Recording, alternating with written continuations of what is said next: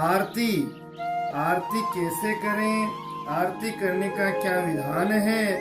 आरती केवल लोकाचार नहीं है, हिंदू संस्कृति की यह एक अनमोल धरोहर है।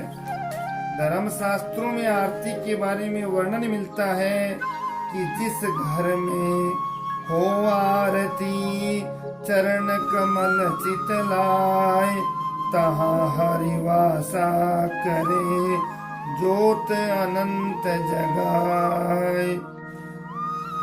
अर्थात इस दोहे से ही आरती की महिमा स्पष्ट हो जाती है। जिस घर में प्रभु के चरण कमलों का ध्यान रखते हुए और पूर्ण आस्था और श्रद्धा भाव से आरती की जाती है, अर्चना की जाती है, वहाँ प्रभु का वास होता है। कहने का तात्पर्य यह है कि ऐसे घर पर सदैव उस नीली छतरी वाले परम पिता जगदीश्वर की छत्र छाया बनी रहती है, जिस घर पर हमेशा आरती होती है। उनकी कृपा बनी रहे तो भला किस बात का भय रहेगा, अर्थात किसी बात की कमी नहीं रहेगी। तो जिस घर में हो आरती चरण कमल चितलाय, तहाँ हरिवासा करे ज्योत अनंत जगाए। मैं कुछ घरों में गया हूँ जहाँ कभी भगवान की पूजा नहीं होती, लेकिन मेरी समझ में नहीं आता कि वह कैसा हिंदू का घर है जहाँ पर कभी पूजा पाठ नहीं होता, कभी आरती नहीं होती।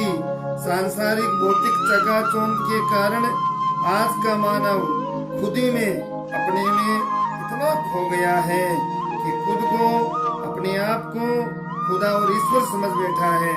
लेकिन जिंदगी में एक समय ऐसा भी आता है जब पैसा, पद, मित्र, रिश्ते, नाते, यश, शस्त्र, अस्त्र कोई काम नहीं आता। तब उसको अपनी भूल का एहसास होता है। उसका मन निराशा सागर में गोते खाने लगता है। अक्सर एक क्षणों में मनुष्य को प्रभु की याद आती है, वह उनका आश्रय खोजने लगता है। इसे आत्मा के जागरण का क्षण कहते हैं। जिन साधनों के द्वारा ईश्वर से बिछुड़ा हुआ अनाथ जीव फिर प्रभु की ओर कदम बढ़ाता है, उसे उपासना या भक्ति कहते हैं। उपासना, भक्ति, पूजा, आरती आदि एक दूसरे के पूरक हैं। भक्ति सनातन धर्म की रीढ़ है। ये भारतीय ऋषियों की अन्यतम खोज है, जिसमें मनुष्य आत्म तत्व को पहचान कर प्रभु के गुणगान करने लगता है। चेतना की अधोगति का नाम अगर तृष्णा है, तो चेतना की अंतिम ऊंचाई का नाम भक्ति है। भक्ति वो ऊंचाई है जहाँ पहुँचने पर समस्त सांसारिक माया जाल छिन्न भिन्न हो जाते हैं एवं शेष रह जाता है एक नशा, एक पागलपन एवं एक मस्ती का आलम। आरती का महत्व समझे तो शास्त्रों में नवदा भक्ति को श्रेष्ठ माना गया है। श्रवणम, कीर्तन, पाद सेवन, अर्चन, वंदन आदि के बाद आती है आरती। आरती को आरार्तिक या आरार्तिक निराजन भी कहते हैं। पूजा के अंत में आरती की जाती है। पूजन में यदि कोई त्रुटि रह जाए, गलती रह जाए, तो उसकी पूर्ति भी आरती करती है। स्कंद पुराण के अनुसार माना जाए तो वर्णन मिलता है स्कंद पुराण में कि मंत्रहीनम क्रियाहीनम यत् कृतं पूजनम हरे सर्व संपूर्णम तामेति कृते निराजने शिवे।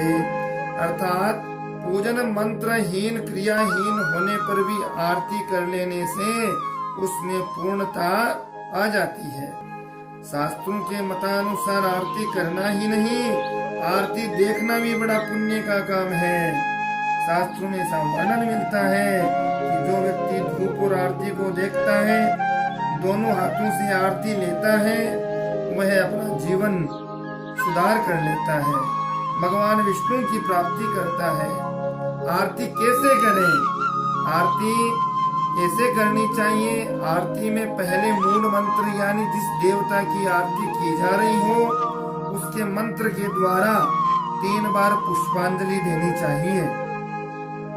ढोल, मृदंग, शंख, घंटा, घड़ियाल आदि महावाद्य बजाते हुए उस देव या देवी की जय जयकार करते हुए घृत और कपूर से विषम संख्या में, याद रखें सम संख्या में नहीं विषम संख्या में बत्तियां जलाकर आरती करनी चाहिए।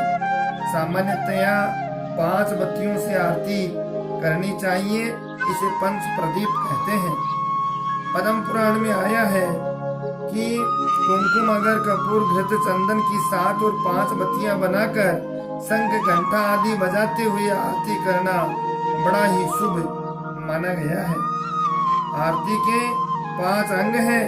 प्रथम दीपमाला के द्वारा, दूसरा जल युक्त शंख के द्वारा, तीसरा चंवर के द्वारा या धुले हुए वस्त्र से, चौथा पुष्प या आम या पीपल के पत्ते से, 5वां साष्टांग दंडवत करके प्रणाम करते हुए। आरती उतारते समय सर्वप्रथम भगवान के चरणों में आरती उतारे। भगवान के चरणों में 4 बार आरती घुमानी। नाभि देश में नाभि स्थान पर 2 बार आरती घुमानी चाहिए एवं मुखमंडल पर 1 बार आरती घुमानी चाहिए। दोबारा उच्चारण करूं कि आरती उतारते समय सर्वप्रथम भगवान के चरणों में 4 बार, नाभि में 2 बार, मुखमंडल पर 1 बार और इस प्रकार से 7 बार फिर समस्त अंगों पर घुमाना चाहिए। यह आरती का नियम और विधान है। शास्त्रों में इस प्रकार से आरती का विधान बताया गया। आदिकाल से ही आरती करना हमारी हिंदू संस्कृति एवं सभ्यता की प्राचीन परंपरा रही है। पौराणिक काल में जब कोई योद्धा रणभूमि में जाता था उसकी माँ या पत्नी आरती उतार कर उसे विदा देती थी और विजयी होकर आने पर आरती उतार कर स्वागत करती थी। माताएं बहनें अपने बच्चों भाइयों की इसी भावना से आरती उतार कर उनकी कुशलता की मंगल कामना करती हैं। विवाह के अवसर पर द्वार पर ही वर की आरती उतारी जाती है। पुत्र वधू जब घर पर आती है तो आरती उतार कर उसे गृह प्रवेश करवाया जाता है। इस तरह हम देखते हैं कि हमारे साधारण दैनिक जीवन में भी आरती का कितना महत्व है। आरती करने या देखने से उसके आलोक से न केवल आंखों को सुख मिलता है बल्कि पवित्र और शुभ भावनाएं जन्म लेती हैं जिससे जीवन सुखमय बनता है। आशा है अब आपको विश्वास हो गया होगा कि आरती केवल लोकाचार नहीं हिंदू संस्कृति की अनमोल धरोहर है। आरती करना और आरती दोनों हाथों से लेना ये बड़ा ही उत्तम है, मानव जीवन को धन्य बनाता है। भगवान की आरती का विधान मैंने आपको बताया, किस प्रकार से आरती उतारनी चाहिए, किस प्रकार से आप आरती करें, आरती का नियम क्या है, आरती का विस्तार पूर्व शास्त्र समस्त व्याख्यान मैंने आपको सुनाया है। आप इसी प्रकार से वीडियो को देखें और अपना स्नेह प्यार देते रहें।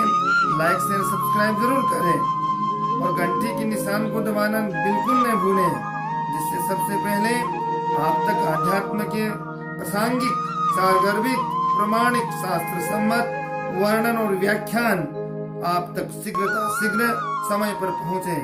जय सिया राम, जय श्री कृष्णा।